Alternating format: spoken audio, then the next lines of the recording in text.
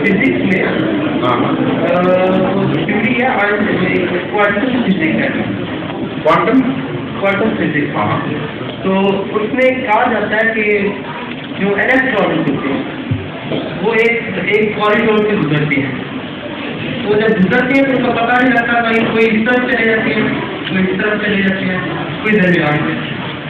तो बात ये है कि उस पर हिसाब नहीं किया जाता। तो ये आइंस्टाइन का उसको बड़े सिंसियरिटी कहता है, खुदा से वो गीटे की तरह नहीं करता, खुदा गीटे से हिसाब।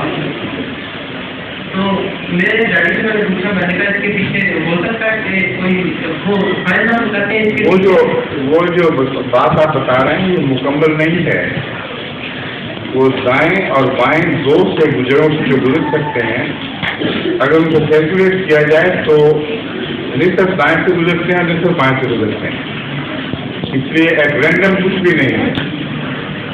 आइंस्टाइन की बात भी दुरुस्त है, क्योंकि वो जो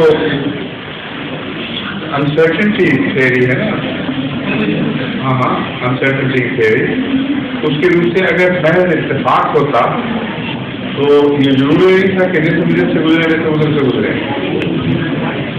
सारे एक तरफ से गुजर सकते थे, मगर जो कानून चल रहा है जो उनको कंट्रोल करता है, और निस्बत एक तरफ से गुजरते हैं, निस्बत दूसरी तरफ से गुजरते हैं। वो उसकी और की दरमियान में गुजरती है, मगर वो एक जब गुजर जाए उसका भी कह नहीं सकता किस तरफ जाता है।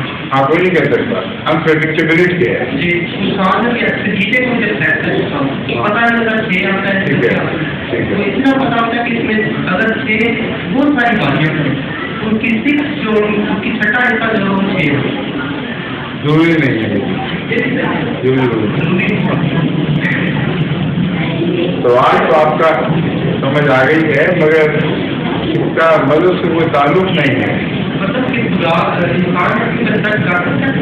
इस चीज के ऊपर कि आदमी चीज की तरफ जाए कि कोशिश करे कि इसका निकाले, हर चीज रूल के साथ चले।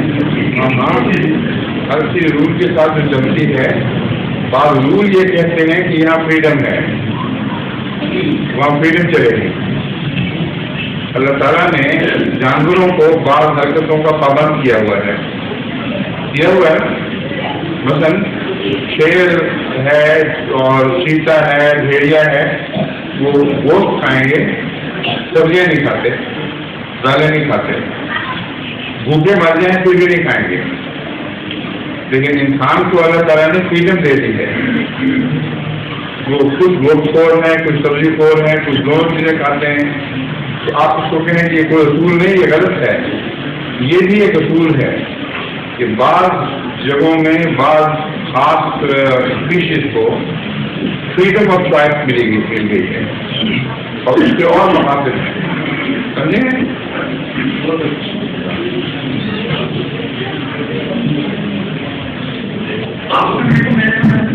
ज़हूरे